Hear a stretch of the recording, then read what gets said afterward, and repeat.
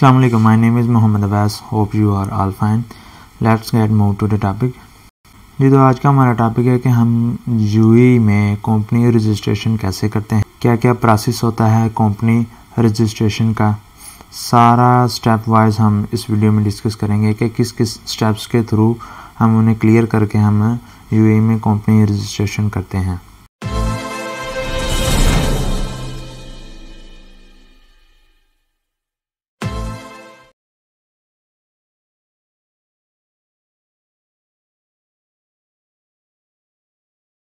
तो ये basic steps हैं जिनको हम गो थ्रू करके हम ये जानेंगे कि किस तरह हम यूएई में कंपनी रजिस्ट्रेशन करते हैं।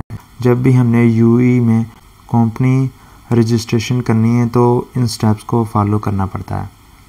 तो पहला स्टेप है बिज़नेस एक्टिविटी। जब भी हमने अपनी कंपनी को रजिस्ट्रेशन कराना है उससे पहले हमने जो भी बिज़नेस करना चाहे, हमने ऑनलाइन करना है या फिज़िकल करना है, दोनों पर्पज़ में आपको अपने जो बिज़नेस है उसकी एक्टिविटी का पता हो कि हमने कौन सी एक्टिविटी के थ्रू हमने बिज़नेस को स्टार्ट करना और उसको लेते हुए हम कंपनी को रजिस्ट्रेशन करना है।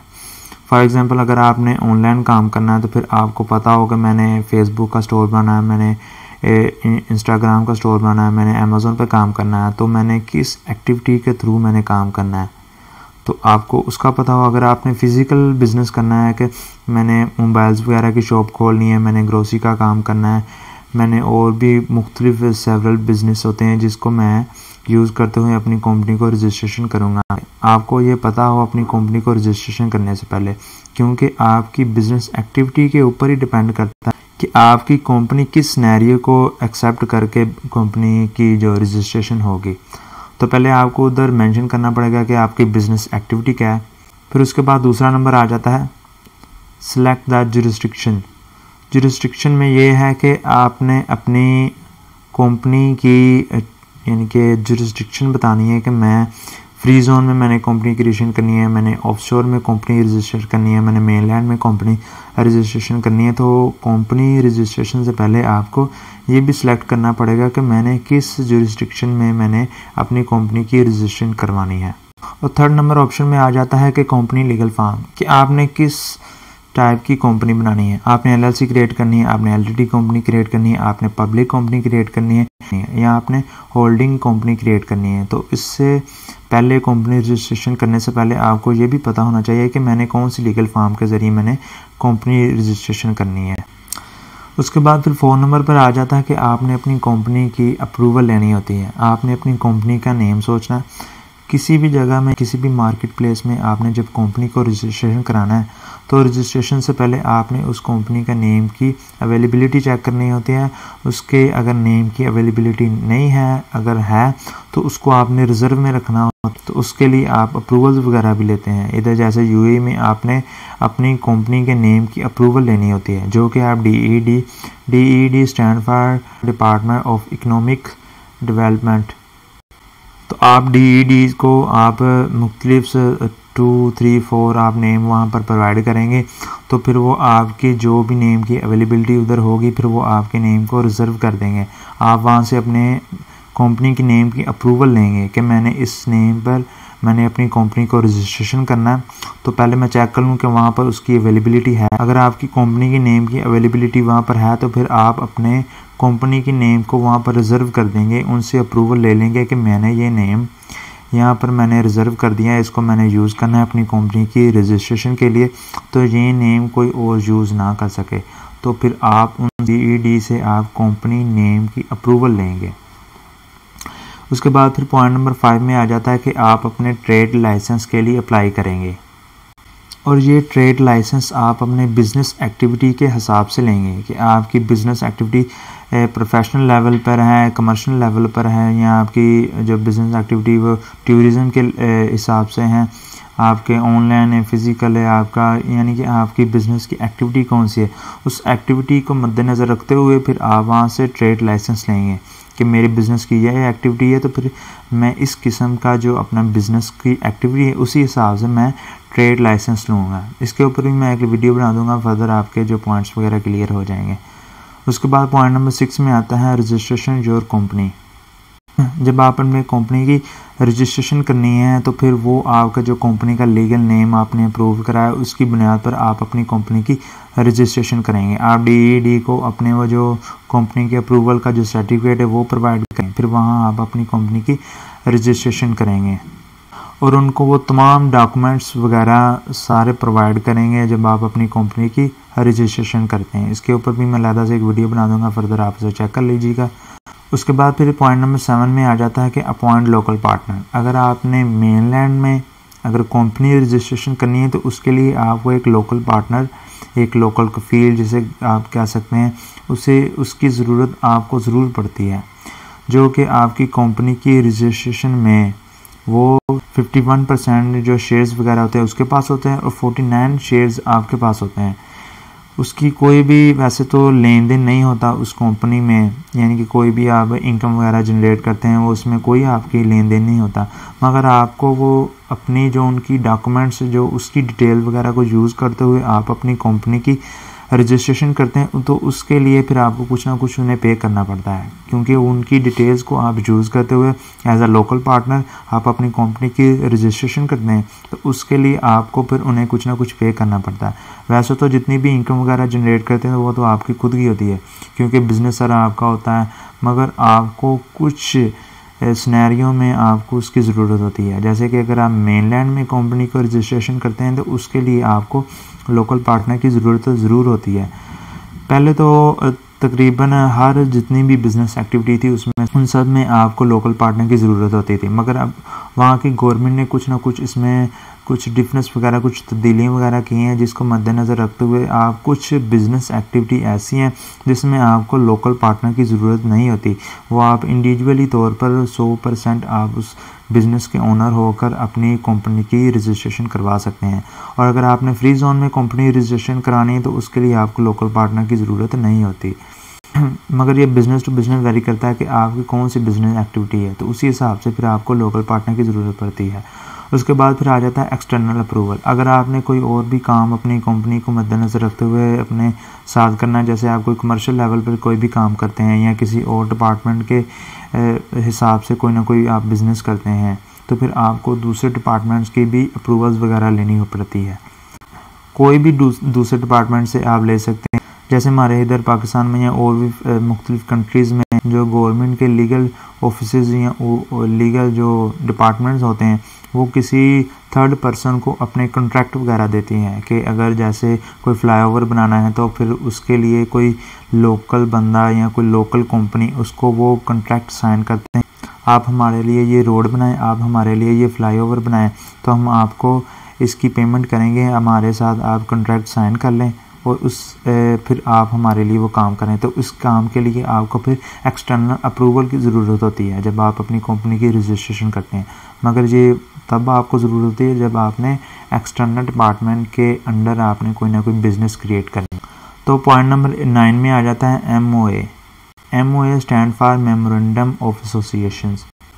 MOA क्या होता है? MOA एक फॉर्म होता है जिसमें आपकी मुकम्मल कंपनी की इंफॉर्मेशन वगैरह, आपकी बिज़नेस की डेट क्या है, अपनी सारी लीगल डॉक्यूमेंट्स, अगर आपकी पार्टनर टाइप बिज़नेस कंपनी है तो फिर आप अपने पार्टनर की सारी डिटेल्स, कब वो इसमें इन हो सकते हैं, किस तरह वो इस कंपनी से एग्ज़िट हो सकते हैं, वो सारी चीज़ें, सारी डॉक्यूमेंट्स वगैरह, सारी डिटेल इसमें मौजूद होती है, तो उसे हम MOA कहते हैं।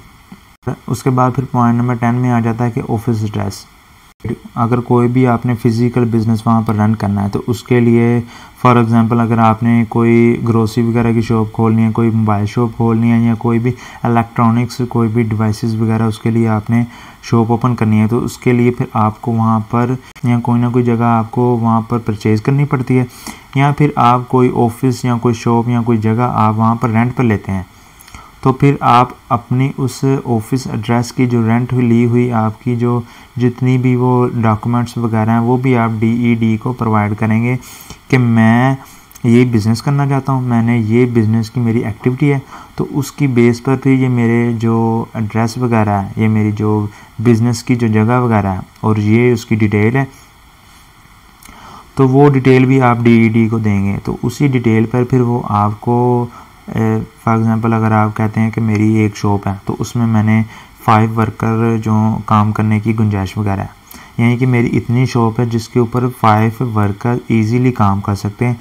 तो फिर वो आपको उसी हिसाब से वीज़ा वगैरह भी देते हैं कि आपकी बिज़नेस की प्लेस की इतनी स्पेस वगैरह, तो उसमें कितने एम्प्लॉयज़ वगैरह उसमें एडजस्ट हो सकते हैं, तो उसकी बुनियाद पर वो आपको वीज़ा वगैरह भी देते हैं। तो ये भी इंफॉर्मेशन आपने उन्हें सबमिट करनी है। उसके बाद फिर पॉइंट नंबर 11 में आ जाता है टेनेंसी कॉन्ट्रैक्ट, और इसको इजारे भी कहते हैं। ये कौन सा कॉन्ट्रैक्ट होता है? जब आप अपनी कोई भी अपने बिज़नेस के लिए कोई प्लेस रेंट पर लेते हैं, तो वो एक कॉन्ट्रैक्ट होता है जिसमें सारी चीज़, सारी इंफॉर्मेशन उसके अंदर लिखी जाती है कि इतना इसका रेंट होगा, इतने आप एडवांस देंगे और इस तरह आप इस रेंट का जो किराया वगैरह वो आप उसे देंगे, और इस तरह आप बिजली का बिल वगैरह आप पे करेंगे, इस तरह आप गैस का बिल वगैरह पे करेंगे। यानी कि A to Z सारी इंफॉर्मेशन इसमें इस कॉन्ट्रैक्ट में लिखी जाती है कि आप किस तरह इस जो आपने बिज़नेस प्लेस के लिए आपने जो भी ये स्पेस आपने रेंट पर ली है, तो उसके लिए आप किस तरह ये सारी चीज़ें आप प्रोवाइड करेंगे। तो ये सारी इंफॉर्मेशन इस कॉन्ट्रैक्ट में होती है, और ये आपको वहाँ का जो यूएई का डिपार्टमेंट है, जो गवर्नमेंट का ऑफिशियल डिपार्टमेंट है, RERA stand for real estate regulatory agency, उनसे आप ये कॉन्ट्रैक्ट अपना साइन करके वहाँ से आप इजीली प्रिपेयर करके हासिल कर सकते हैं। ये कॉन्ट्रैक्ट या ये जारी आप अपने सबमिट करवाएंगे जो रीरा पर, तो फिर ही आपके एम्प्लॉयज़ वगैरह को वीज़ा वगैरह प्रोवाइड करेंगे। अगर आप ये कॉन्ट्रैक्ट वहाँ ना उन्हें प्रोवाइड किया, सबमिट ना किया, तो फिर आपके एम्प्लॉयज़ को वीज़ा वगैरह भी नहीं मिलेगा। तो ये इसके लिए लाजमी है। उसके बाद फिर पॉइंट नंबर 12 में आ जाता है इनिशियल अप्रूवल्स। इनिशियल अप्रूवल्स आप जब अपनी DED पर कंपनी रजिस्ट्रेशन के लिए जाते हैं, तो फिर आप इनिशियल अप्रूवल भी साथ आप इसे भी सबमिट करेंगे, इसके लिए भी अप्लाई करेंगे, क्योंकि जब आपको इनिशियल अप्रूवल मिल जाएगी तो उसके बाद फिर आप अपने बिज़नेस को रन कर सकते हैं। आपको वो जो इनिशियल अप्रूवल सर्टिफिकेट्स वगैरह देंगे उसको आप यूज़ करते आप अपनी बिज़नेस को रन कर सकते हैं। अगर आपने ये वहाँ पर सबमिट नहीं करवाया तो फिर आपको वो अप्रूवल नहीं मिलेगी, और जिससे आप फिर अपना बिज़नेस रन नहीं कर सकते, वहाँ पर आप नहीं चला सकते हैं। तो इसके लिए फिर आपको ये इनिशियल अप्रूवल वहाँ पर सबमिट करवाना पड़ता है DED पर। उसके बाद फिर आ जाता है पॉइंट नंबर 13 में कलेक्ट ट्रेड लाइसेंस। फिर उसके बाद फिर अपना ट्रेड लाइसेंस वो कलेक्ट करेंगे, और वो किस तरह आप कलेक्ट करेंगे? आप DED को ये सारे डॉक्यूमेंट्स आप प्रोवाइड करेंगे। प्रोवाइड करने के बाद फिर वो आपको अपना ट्रेड लाइसेंस देगा, और ये सारे डॉक्यूमेंट्स आप उन्हें प्रोवाइड करेंगे। आप MOA करेंगे प्रोवाइड, जो मैंने आपको बताया मेमोरेंडम ऑफ एसोसिएशन, ये डॉक्यूमेंट्स आप उन्हें प्रोवाइड करेंगे। जब आपने अपने ट्रेड लाइसेंस की एप्लीकेशन जो आपके पास होगी, आप ये साथ प्रोवाइड करेंगे।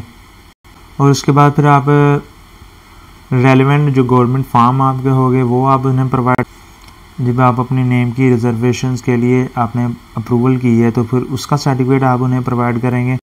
उसके बाद फिर आपका जो इनिशियल अप्रूवल सर्टिफिकेट आपको मिला उसकी कापी आप अटैच करेंगे। अगर आपने कोई एक्सटर्नल आपने कोई अपने बिज़नेस की एक्टिविटी के साथ ऐड करना तो उसकी भी अप्रूवल की कॉपी आप साथ अटैच करेंगे। अगर आपने किसी और डिपार्टमेंट के अंडर भी कोई ना कोई बिज़नेस को रन करना है तो वो फिर आप इसके साथ अटैच करेंगे। उसके बाद फिर आपने टेनेंसी कॉन्ट्रैक्ट, जब आप अपने जारी के लिए जो आपने कॉन्ट्रैक्ट साइन किया रीरा से, वहाँ पर जो उसकी कॉन्ट्रैक्ट की कापी वो आप उसके साथ अटैच करेंगे।